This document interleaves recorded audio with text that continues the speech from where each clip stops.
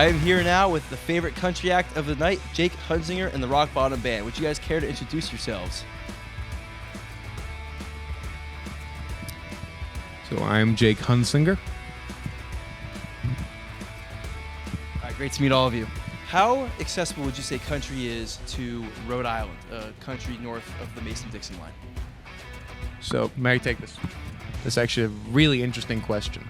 And I think what separates like rock and roll from country is, and this is not a knock on rock and roll, but a maturity, you know, because after you get past 25, sex, drugs, and rock and roll becomes a whole lot harder because you have a bedtime and you have a job and you have responsibilities. And I think country music is, people will think that country music is about rural communities and country living, but it's not. It's about a sort of averageness of life, you know, and the beauty within that average life, you know, as exciting as average life can be or as mundane as it can be.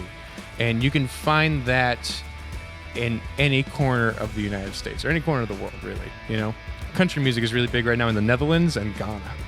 So, you know, country music is having its moment right now because I think people are really recognizing and feeling and committing to this sense of real life in an artistic way. During my speech earlier, I was talking about folks in the area who do great country music because they talk about those same things, like Nick Bossy, Nick Casey, Jesse DeSorcy and Backroads, Tyler Fobel, Charlie Marie, so on and so forth. You know, there's plenty that I can just list right now that I'm not going to because we don't have that much time. But yeah, it's a realness of living that you can connect with if you open yourself up to the reality of life. In a major key. It's always in a major key. I think so, at least. That was a very deep and well thought out answer, Jake. Thank you very much. Wait until our album's out in October to hear the new stuff, okay? You've probably already heard. You've probably heard Lorelei and the Gilmore Girls joke more times than you can count. And if you haven't, listen to Lorelei on Spotify by Jake Hunsinger and the Rock Bottom Band. DDS, Esquire. All right, you heard it here first, folks. New album in October. Check out the website. Check out Lorelei so the Gilmore Girls joke makes sense. Thank you for being here, you guys. Pleasure as always. Have a great night. All right, we are here with members of Rory and the Blues Hounds who have won tonight's Favorite Cover Band Award. How are you guys tonight? We are good. Excellent. So this might be a bit of a loaded question, but what would you say is your favorite style of music to cover? That's a good question.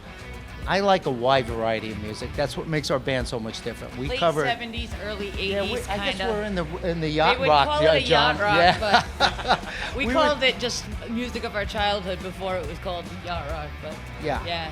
So going off of that, who are some bands that typically show up in your set list? Steely Dan. Steely Dan is number one. We Yeah, just we started cover a doing lot some of Dan. Christopher Cross, Average White Band, Amy Winehouse, Zeppelin. Zeppelin. Yep. All those. And Patsy Cline. We're big Patsy Cline fans, right, Yes, Lisa? we are. Yes, we are. We like Patsy Cline. How do you decide which song by a certain band ends up in your set list? Like obviously some of these people have hits upon hits, some deep cuts that people might like to hear. How do you decide what makes the cut and what doesn't? That's a good question. For us to cover a song, it has to be something that nobody else does all the time. That's one thing I have to insist that I don't want to do songs that other people cover all the time. But it also has to be danceable. My idea is to try to catch the audience off guard. And we have a three-piece horn section some of the time, so we like to incorporate a lot of nice horn songs. Yeah, and we have a fantastic rhythm section. Mike Coffey and John Leeper. Yeah. And of course, Mark Trachtenberg has to be mentioned because without Yes. Mark, that whole dimension would be gone. Yeah, we're at Nick and E's every other month, so you want to see us, you come see a show. Thanks very much. Yeah, no problem. Thank you guys for being here and congrats on your award. Thank you so much. Yeah, no problem. All right, I have the winners of the favorite punk act right next to me, Jackie and the Idiots. I'm with Jackie and an Idiot. How are you guys doing tonight? Jason, doing good? Okay, as the lone idiots here today. Yeah. So what does it mean to be punk in a time where punk becomes increasingly commercialized? Just not giving a fuck, you know? Like, I have a song called Punk Rock is Gay and You're a Fag. That's a good one. Who would you say, aside from yourselves, is doing a great job carrying the torch of punk, like just that not giving a fuck attitude? In Providence? Anywhere, but yeah, Providence too. Probably someone a lot younger that I've never heard of is my guess. My favorite band is a band from Australia called Stiff Richards. They're sick. Yeah. Any music coming out? Shows coming up? We just released a 7-inch with 4 songs on it called 4 on the Floor because I'm a tranny. And we should have our full-length record out like later this year. Very cool. Well, you heard it here first. New Jackie and the Idiots coming up very soon. Check out their record. Go to the record release show. Thank you very much for being here tonight, and congrats on your award. Thank you. All right, I am here now with 2 very famous people, but in case some are uninitiated, what are your names? Barbara Morris and Billy Gilman. Billy Gilman had the biggest song, I think, out when you were, was it 13? Yeah, he wasn't born. He wasn't born, but I'm just saying. Yeah, 13. One Voice, and you just need to look at it, Google it, because it's before you were born. But it was amazing, and then he was on The Voice. And of course, you all recognize this beautiful face from the wonderful Channel 10 every morning. But yeah, so we were hosting, this is our 3rd year? Yeah, 3rd year. Yeah, so, and he sang a part of a song from his new album. You need to tell him I about need to this. hire her, I think. I swear to God. But this is very important, the song that you put together. Yeah, very important. We got behind one of the biggest foundations for suicide prevention for Mental Health Awareness Month in May, and the song's Waylon. And like so many people here tonight, we love to do it for a bigger purpose, a message to help someone, and that's what singing and songwriting is all about. And I'm pretty excited and grateful that the AFSP got behind it. And yeah, we're looking forward to it. And I want him to sing a verse from it because I always put you on the spot and he just does it out of the blue and it's amazing. That's because she pays me. Go ahead. Put anything else you want in that truck, 'cause if I have to live here without you, that dog will be my reason to wake up. If you ever love me at all, leave me Waylon. The dog's name's Waylon. Yeah, this guy should have won The Voice. Yeah, You're very kind. You're very kind. But we're so honored to be here, 3rd annual for us. Motif Awards, and so many people I've gotten to know over these 3 years, and Steve Smith and the Nakeds. I've worked so hard with them for their charity. It's just, Rhode Island is so amazing and eclectic, and it's great to hear everyone come together to raise awareness about how good the talent is in this state. Yeah, honored to be here once again. Yes. We're honored to have you. Thanks so much for coming by tonight. Thanks, buddy. All right, I'm here now with members of Dread Buffalo who have just won the Best Music Video Award for their song and video, Say So. So you guys have been very active in the past couple of years, including, if I remember correctly, at least one trip to Nashville. Yeah. How did that come about?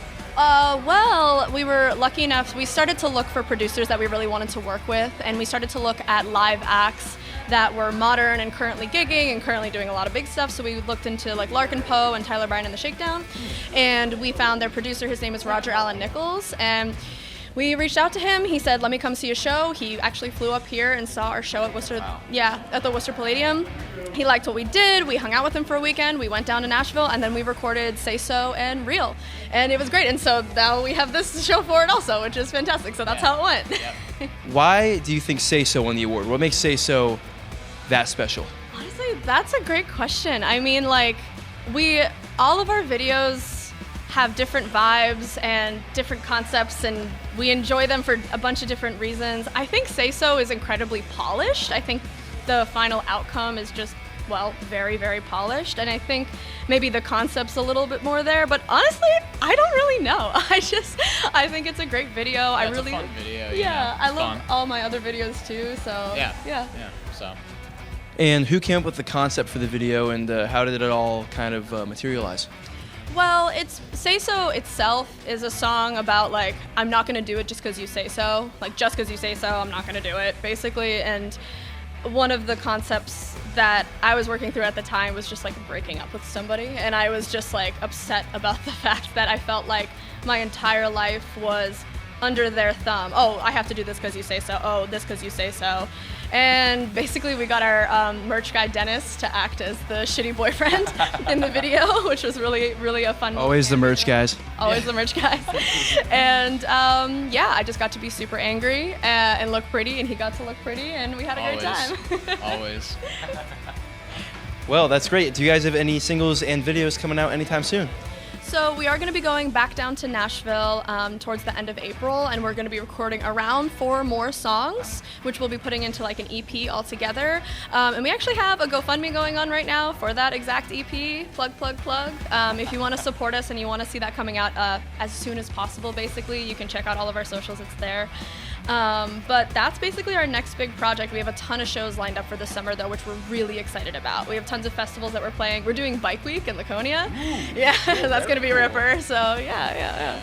All right, well, thank you so much for being here tonight, guys. Congratulations on your award, and hope to see you again soon. Awesome. Thank you. No problem.